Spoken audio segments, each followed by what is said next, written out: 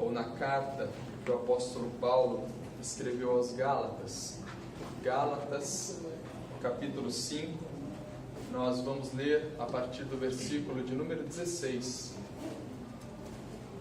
Nós, no decorrer desse mês, em boa parte desse mês, nós temos falado da atuação divina de Deus em nossas vidas e aquilo que Deus pode produzir em cada um de nós.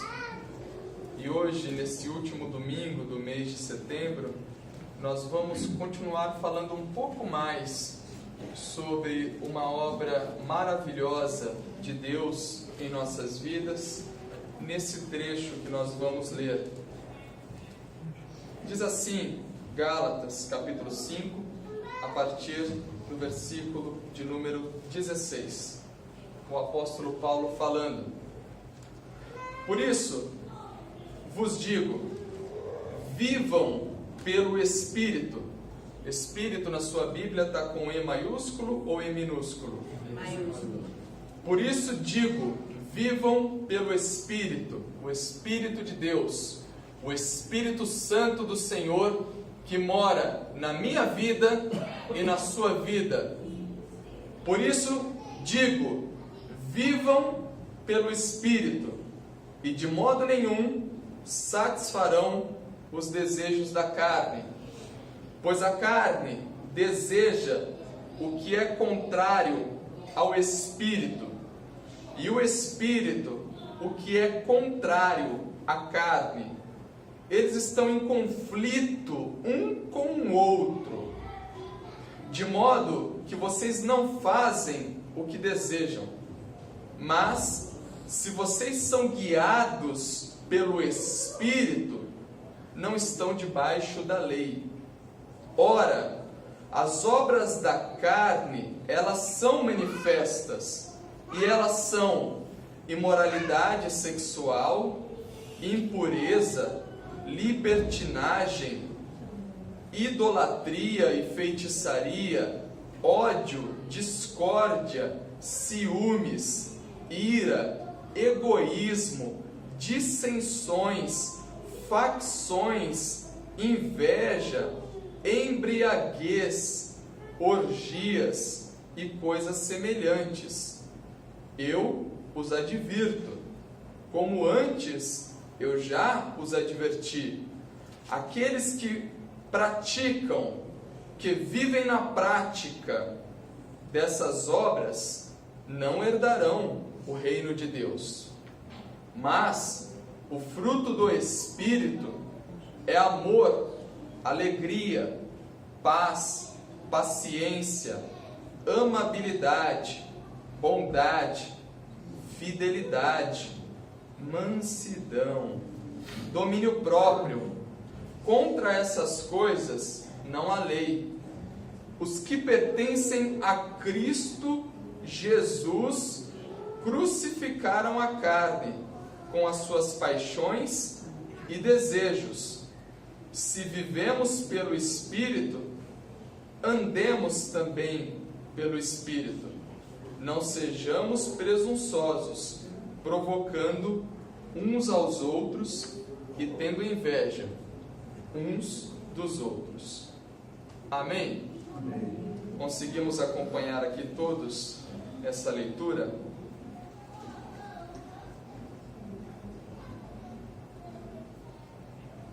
Pessoal, o apóstolo Paulo, ele escreveu essa carta não a uma igreja específica, mas ele escreveu a um conjunto de igrejas que ficavam em uma região conhecida como Galácia. As igrejas que se situavam nessa região da Galácia foram os destinatários dessa carta que contém esse trecho que nós acabamos de ler, que Paulo escreveu aos Gálatas. O apóstolo Paulo, ele havia pregado a mensagem do Evangelho, a mensagem de Cristo, a mensagem de salvação a essas igrejas e a esse povo da região da Galácia. E esse povo havia aceitado a Cristo, havia escutado de bom grado essa mensagem do apóstolo Paulo.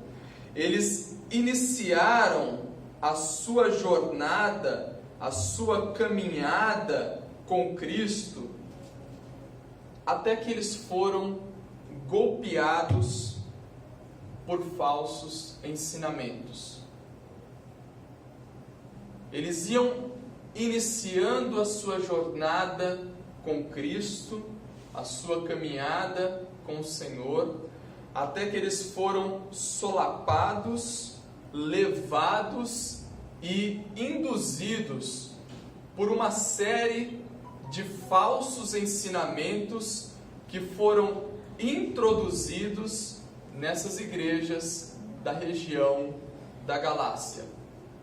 Então Paulo ele escreve essa carta aos Gálatas com o objetivo de exortá-los, corrigi-los e propor para eles alguns ajustes necessários na vida cristã deles, na vida deles com Deus. E ora, se nós pensarmos dessa forma, nós podemos entender que nós, eu e você, também precisamos de ajustes em nossa vida com Cristo, também precisamos de ajustes em nossa jornada cristã, em nossa jornada com o Senhor. Porque constantemente nós também somos golpeados por falsos ensinamentos. Constantemente nós também somos induzidos a falsos ensinamentos. Ou isso não é algo que está muito nítido a nós, quando nós olhamos, por exemplo, os falsos ensinamentos que nos golpeiam, que dizem respeito, por exemplo, a essa cultura que tem sido ensinada e difundida do entretenimento em excesso, de um entretenimento que tem roubado, minado o nosso tempo de vida, de um entretenimento constante que tem nos feito adquirir canais ilimitados na nossa TV a cabo, internet limitada em casa, internet limitada no seu celular, no celular da sua esposa e dos seus filhos, e sem nos apercebermos, esse ensinamento de um entretenimento excessivo faz com que o tempo tão precioso da nossa vida, ele escorra entre os nossos dedos e tempo de vida vai e não volta mais. Nós somos golpeados por um falso ensinamento de que nós precisamos estar cercados por um ambiente de constante entretenimento. E eu diria, inclusive, que com tristeza, muitas igrejas têm enveredado por uma cultura de entretenimento, cujo objetivo, semana após semana, às vezes diversas vezes na semana, o objetivo não é ensinar ou pregar a verdade, mas entreter o público que de lá participa. Nós somos golpeados muitas vezes por um ensinamento que diz que a superficialidade nos relacionamentos é o que conta hoje em dia. Talvez não com essas palavras, mas valoriza-se muito o fato de nós termos 1.000, 2.000, 3.000, 27.000 seguidores em uma rede social, em pessoas que nos acompanham. Isso demonstra a superficialidade com que os relacionamentos humanos, eles têm se tornado. E essa superficialidade, às vezes ela vai desembocar na nossa casa, na nossa família. É um marido que não consegue desenvolver uma profundidade no relacionamento com a sua esposa, uma esposa que não consegue desenvolver uma profundidade no relacionamento com seu marido, e fica um relacionamento conjugal superficial, que não aprofunda nas entranhas da vida, daquilo que de fato é importante. Essa superficialidade também é vista quando você tem aqueles pseudos amigos, entre aspas, e colegas de memes de WhatsApp. O máximo que você faz com esses amigos e colegas de WhatsApp é enviar um meme, um kkk daqui, uma risadinha dali, um meme com uma risada e uma lágrima do lado, chorando de rir. Mas eu perguntar, e aí, amigo, como que está a sua vida? Isso não existe. Percebo pelo que eu tenho vivido. Me incluo nisso. Os primeiros ouvidos que eu falo são os meus. E essa superficialidade também nos relacionamentos é um ensinamento que tem nos solapado até na igreja. E nesse ponto em específico, eu gostaria de dizer que eu e o Alan, a gente tem se esforçado ao máximo,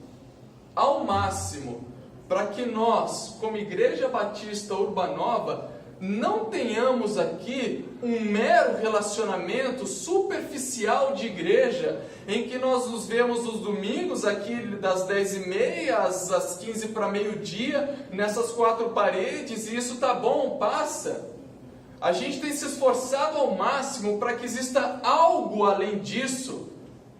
E por isso que a gente reserva aqui um momento do café, de 15 minutos no final desse período aqui, e a gente entende que o período do café, ele compõe parte do nosso culto a Deus, porque é aqui que eu consigo falar: Iênio, como é que foi a sua semana? Tá tudo bem contigo? Ô Pati, como que tá as coisas? Aqueles pedidos de oração, o projeto que você fez tem dado certo? Como é que vai lá, Renatão, nesses novos desafios? É ali que a gente aprofunda. A gente tem se esforçado ao máximo. E é um sacrifício, mas é gratificante quando a gente consegue nos reunir durante a semana para tomar um café da manhã junto, para almoçar juntos, para nos reunirmos mês após mês ao redor de uma mesa com a Bíblia aberta, para cada um poder falar onde está doendo. Porque senão fica um negócio superficial e a gente acha que tudo isso está bom. A gente tem se esforçado ao máximo para conseguir reunir aqui um grupo de homens no nosso chamado Iron Man, o Homem de Ferro, para que os homens que daqui participam, eles possam externar as suas fraquezas, sabendo que no outro que escuta não existem ouvidos que julgam, mas uma audição que acolhe. E que fala: eu sofro com você dessas mesmas dificuldades. Se não vira um negócio assim que a gente vem todo domingo, a gente vem toda quarta, a gente vem toda terça ou a semana inteira em algumas igrejas e o relacionamento nunca é aprofundado. Esse ensinamento do relacionamento superficial, eles têm nos solapado. É um relacionamento, esse ensinamento dessa superficialidade nos relacionamentos.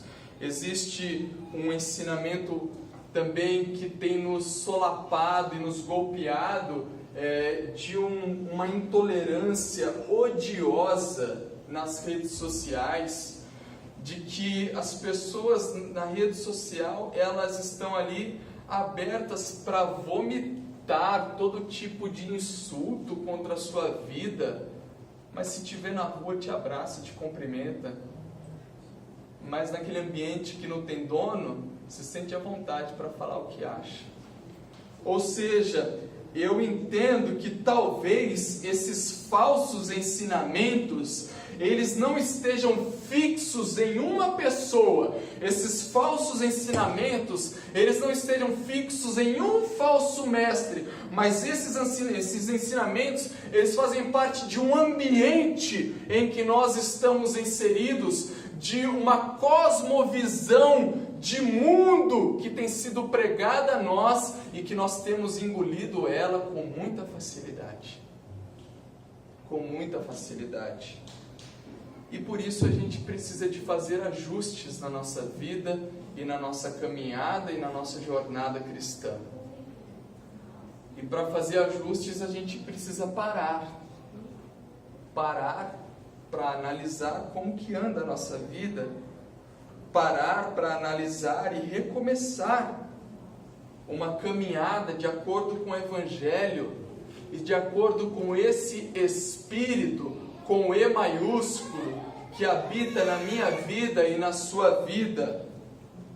Recomeçar de acordo com Cristo e com o que Cristo tem reservado para cada um de nós, caminhando de forma contínua no Espírito de Deus que habita em nossas vidas. É preciso parar. Parar um pouco para refletir. E eu digo também que às vezes o ato de parar na nossa mentalidade evangélica, ele não é muito bem visto, porque você não pode parar, você tem que produzir. Você tem que estar engajado, você tem que fazer algo, você tem que estar sempre em movimento. Mas a Bíblia, ela nos convida a parar e fazer um movimento de olhar para dentro e ver onde esses ajustes precisam ser realizados. Paulo diz assim, ele diz que os Gálatas corriam bem. Olha, vocês corriam bem, vocês estavam indo muito bem, estavam tendo um bom desempenho no seu objetivo de se tornarem semelhantes a Cristo, mas abandonaram a fé em Cristo e voltaram para a lei. Abandonaram a fé em Jesus e retornaram para os preceitos da lei. Abandonaram a graça de Cristo, o presente de Deus, e retornaram às regras da religião. E por consequência, abandonaram também o Espírito que habitava na vida deles e retornaram às paixões da carne, aos desejos da carne. Como se eles dissessem algo mais ou menos assim: olha, nós precisamos de parâmetros para ter uma vida ética e moralmente correta.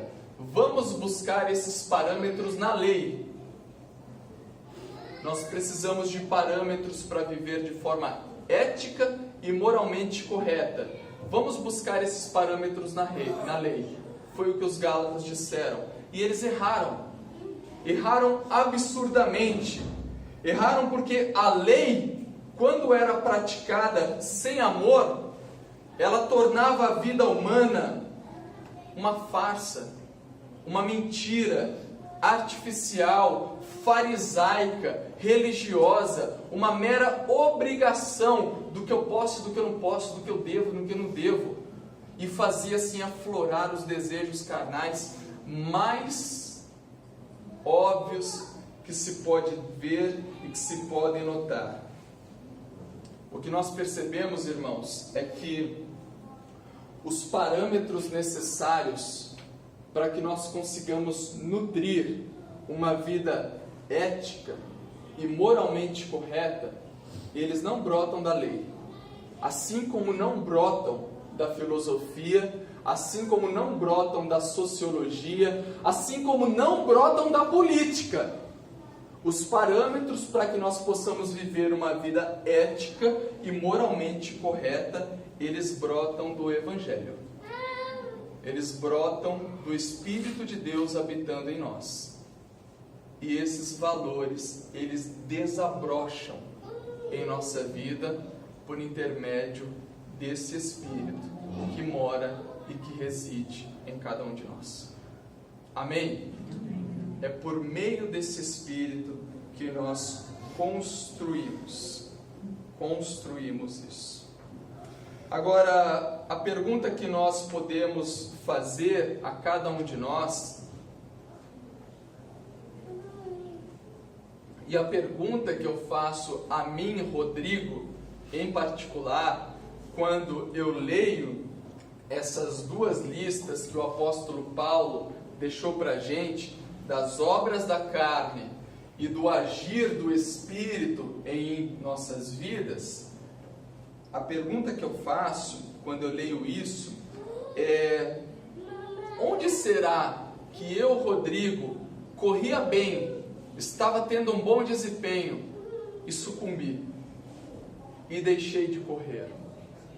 E olhando para esses itens aqui, eu me pergunto: será que tenho sucumbido, como ele diz aqui, à imoralidade sexual, acessando sites indevidos, conteúdos indevidos, recebendo e compartilhando conteúdos impróprios, de desvalor ao sexo masculino e ao sexo feminino? Será que no relacionamento conjugal, maridos têm dado espaço ao flerte com outras mulheres e o inverso também? Mulheres têm dado espaço ao flerte com outros homens?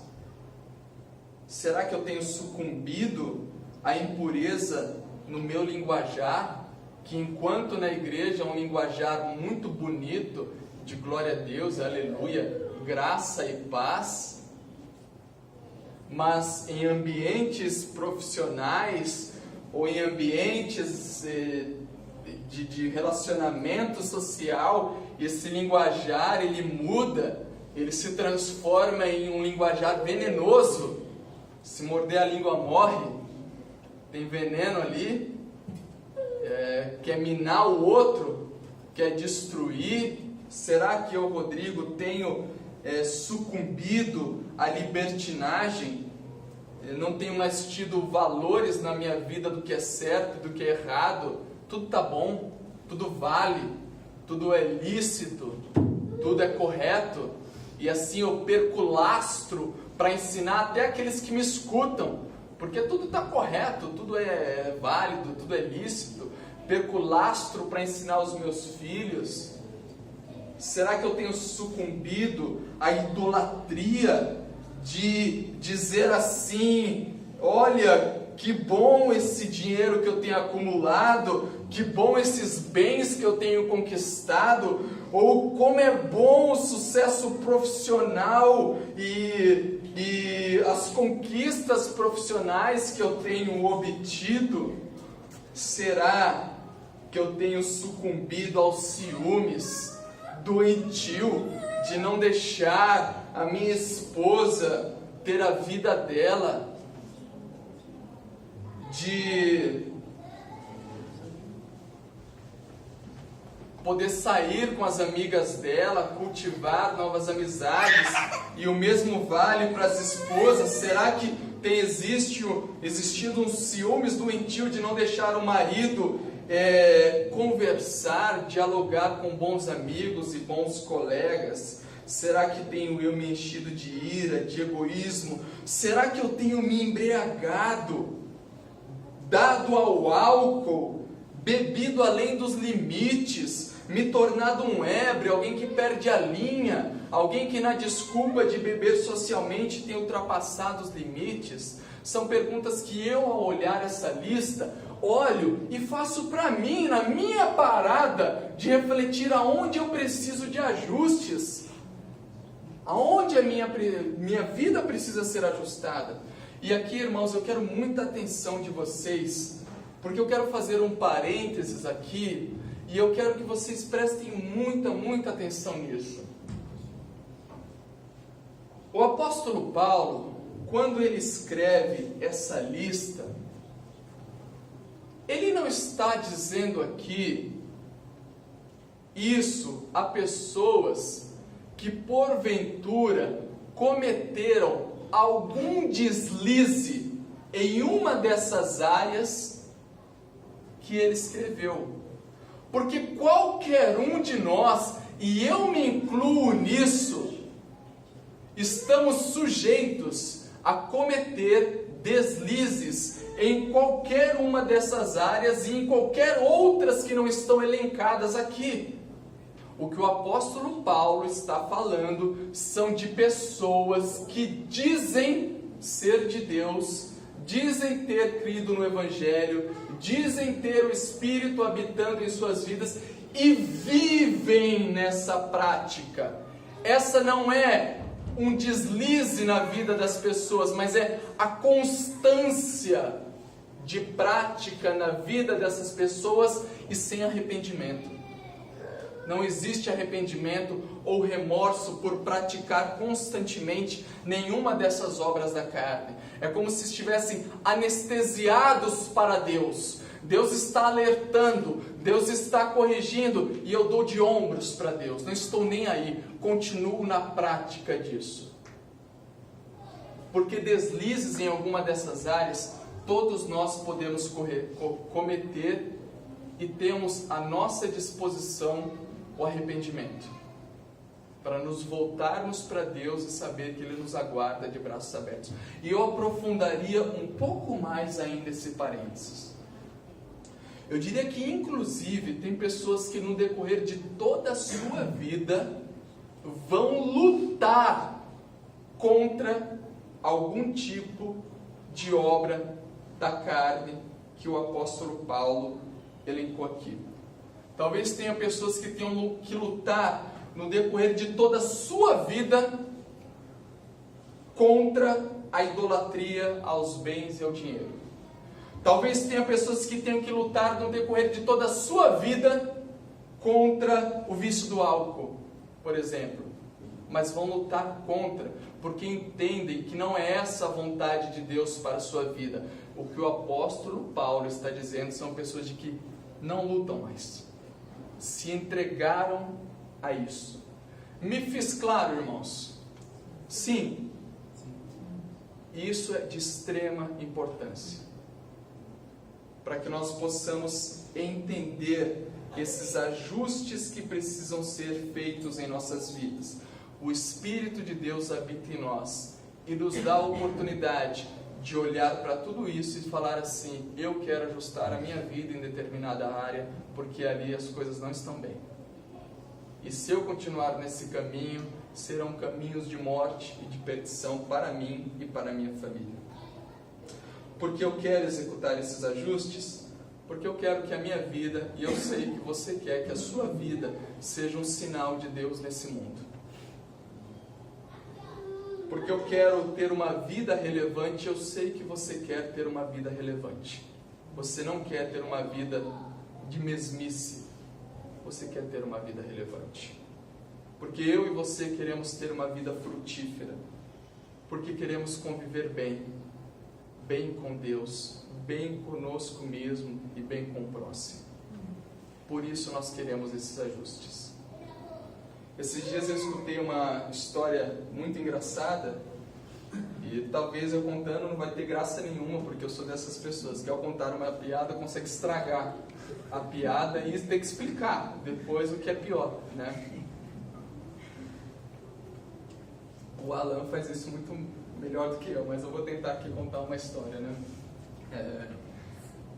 Um grupo de amigos, eles foram acampar em uma praia. Eles iam acampar numa praia deserta e eles saíram de mochilas em direção àquela praia, estacionaram um carro e começaram a andar, caminharam algum tempo e tinha um canal de um rio que eles precisavam atravessar a nado para chegar no outro lado, onde eles iam acampar.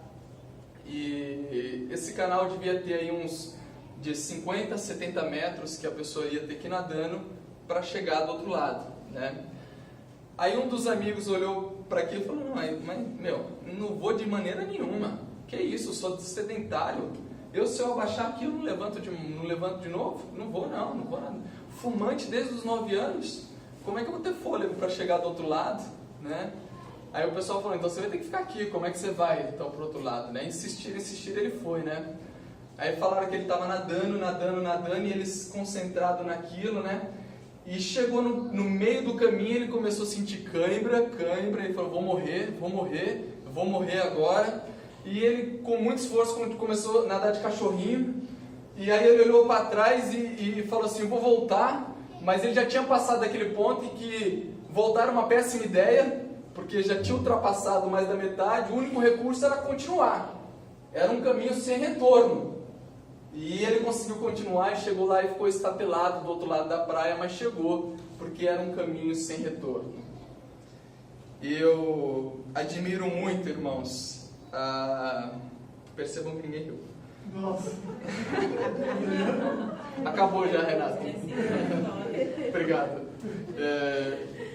Eu admiro muito, riram agora, tá vendo? Eu admiro muito, irmãos, o apóstolo Paulo, sabe por quê? Ele encontrou em Cristo um caminho sem retorno, um caminho que não tinha mais volta.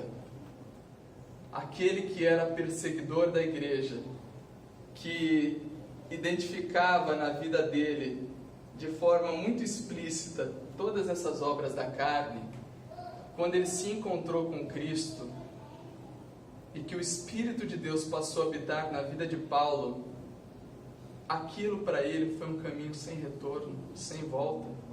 Nem que eu tenha que nadar de cachorrinho, mas eu vou até o final. Não voltou mais. É como se ele dissesse assim, olha, se o vento mudou direção, é para lá que eu vou abrir as velas do meu barco, e é para lá que eu vou. Não volto mais. Eu estou com Cristo e não abro. Estou com Cristo e não abro. Vou adiante. Sabem de uma coisa, irmãos? Esse texto que nós lemos aqui, ele nos confronta muito, porque ele mexe com a nossa estrutura. Ele mexe aqui dentro, comigo, e mexe com cada um de vocês. Eu sei disso. Como sei? Sabe por quê? Porque quando eu olho também as obras do Espírito aqui, sabe o que eu percebo? Percebo que eu, Rodrigo, naturalmente, não sou uma pessoa amável. Naturalmente eu não sou. Naturalmente eu não sou uma pessoa alegre, e ainda mais se eu estiver com fome. E a Débora sabe disso muito bem. Naturalmente eu não sou uma pessoa paciente. Os meus filhos sabem disso muito bem. Naturalmente eu não sou tão bondoso. Naturalmente eu não sou tão manso. Naturalmente eu nem tenho tanto domínio próprio. E naturalmente nenhum de nós somos assim. Mas à medida que nós nos abrimos para esse agir de Deus, por intermédio do Espírito dele que habita em nós, tudo isso vai surgindo em nossas vidas. Tudo isso vai aparecendo como frutos que aparecem numa árvore. E você diz, ó, está perto a colheita. Tem fruto para colher ali. Esses frutos começam a surgir. Um avô contava uma história para o seu neto e disse assim para o seu neto: meu neto, está tendo dentro de você agora uma guerra terrível. Tem um lobo mau e um lobo bom guerreando dentro de você. O neto ficou assustado, olhou para o avô e falou: mas vovô, quem que vai ganhar? Ele falou: aquele que você alimentar mais. Se você der mais comida para o lobo mau, é ele que vai ganhar. Se você der mais comida para o lobo bom, é ele quem ganha. Quanto mais nos abrimos para Deus, Deus quer trabalhar, irmãos, em nossas vidas. A gente que atrapalha. A gente que atrapalha. Deus quer trabalhar em nossas vidas, mas o tirar a pedra é nosso. É nosso. É de cada um de nós. Sabe, portanto, se você observa esses sinais, esses frutos na sua vida, ou na vida de alguém ao redor de você, eis aí a evidência de alguém que tem se aberto para o agir de Deus na sua vida. porque naturalmente essa pessoa não seria assim. Não seria assim. Então, se você tem observado mansidão, domínio próprio, paz, alegria, bondade, paciência na sua vida ou na vida de outro, ali tem alguém que tem se aberto para o agir de Deus na sua vida. E eu gostaria de dizer também, e que isso não saia fora do contexto desse todo que nós falamos, né? Que não adianta eu ser o frequentador mais assíduo de igreja se eu não cultivar essa comunhão e esse relacionamento com o Espírito de Deus que mora em minha vida. Não adianta. E Deus finaliza aqui essa passagem com um apelo à coerência. Ele diz assim, no versículo 25, Deus falando através do apóstolo Paulo: se vivemos pelo Espírito, andemos também no Espírito. É como se Deus fizesse para mim e para você um apelo à coerência. Seja coerente com aquilo que você prega.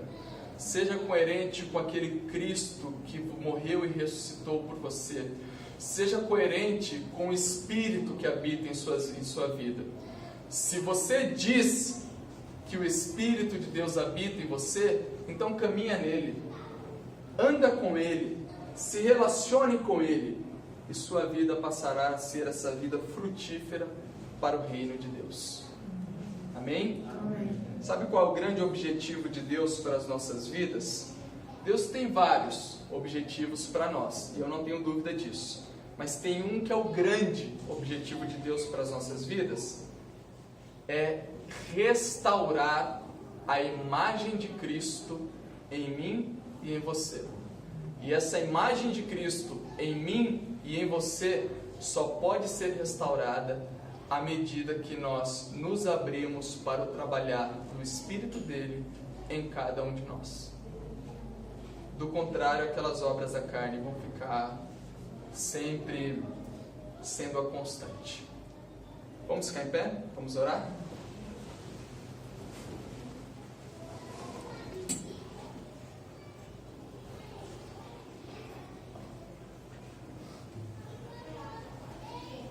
Queremos parar por um instante, queremos pausar por um instante e escutar por um instante até mesmo a nossa respiração.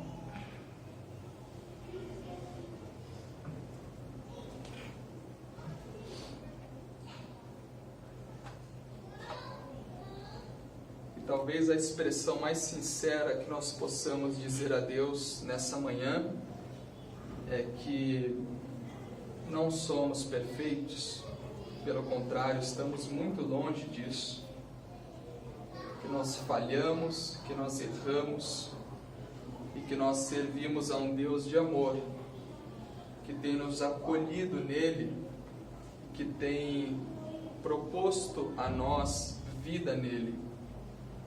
E a esse Senhor que nós queremos dizer assim: Pai, toma conta de cada um de nós.